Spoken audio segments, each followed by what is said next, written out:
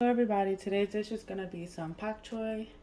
Ingredients needed for this are going to be some bok choy. I have three bunches of them right here.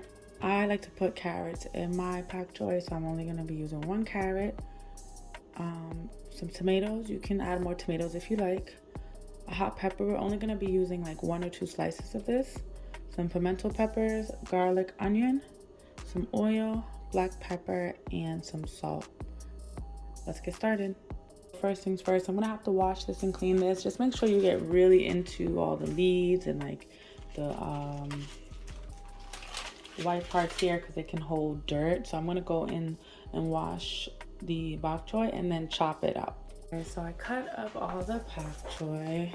It's a big portion here, but this is going to cook down.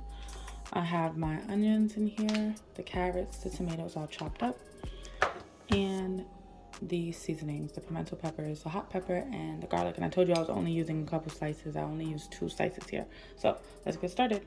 Now, if you are using a lot of pak choy like me, you are gonna need a pot or whatever cookware that you're using that's deep enough. It has a nice deep bottom. Turn on your stove. And when your pot is nice and hot, go in with your oil. And then when your oil is nice and hot, you can start off adding in your seasonings or your aromatics. So I'm gonna start off with the onion.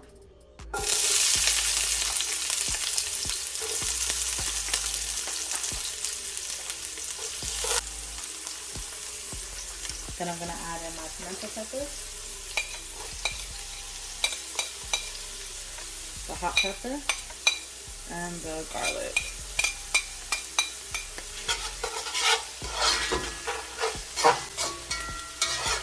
I'm gonna allow this to saute for about 1.5 to 2 minutes.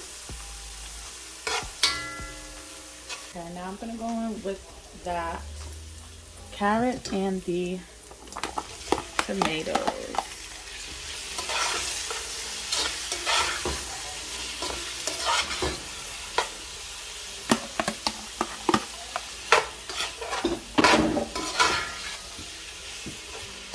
Let's just fry it for a little bit. I like to wait and see if the tomatoes expel any of this natural juices. I don't want it to be too much excess water in here. So anywhere between 1 minute to 2 minutes. I'm gonna add a little bit of black pepper to this. Not really necessary because I do add it in the end, but I like to add mine around here.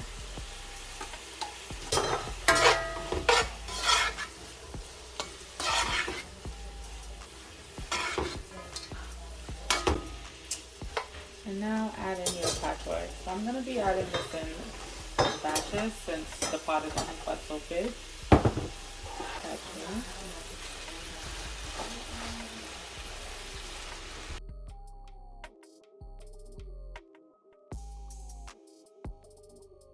You have everything in the pot. I'm just gonna do a quick salt here. Alright, so now I'm gonna mix this in. It's gonna be a little bit of a hassle because like I said, the pot is really full. But I'm just gonna be trying to take from the bottom, bring it to the top. I'm trying to get those seasonings, the tomatoes, the carrots, all mixed in before I cover the pot. So just keep mixing. So now I'm gonna cover this and let it steam in here and get nice and soft and kind of boil down with everything else. Okay, so it's been about 3 minutes. Let's check on it because I hear a lot of action going on in this pot. Yeah, you hear that steam action? I'm just going to mix this so I can ensure that all of the pak choy is getting a little bit even love here and not only the stuff at the bottom.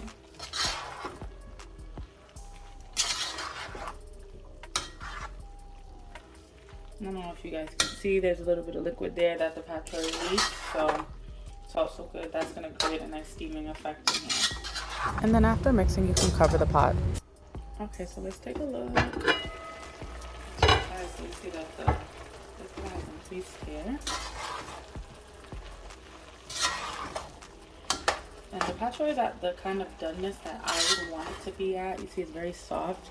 Pak choi, the thing is kind of like spinach. You don't want to cook it too long because the nutritional value of it would be boiled away like most other leafy green vegetables. So right now what I'm going to do is I'm just going to keep the cover off and try to get that excess liquid, if you can see there, to just evaporate, because I don't really need that. I don't want it. It does nothing for me. And also just checking on my carrots here. They're very soft. They're not crunchy still. They don't have that bite to them. And the tomatoes still seem like they have a bite to them as well, if you can see.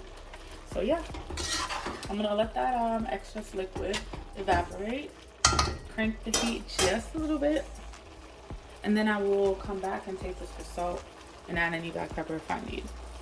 So we are done, and this is your pak choi.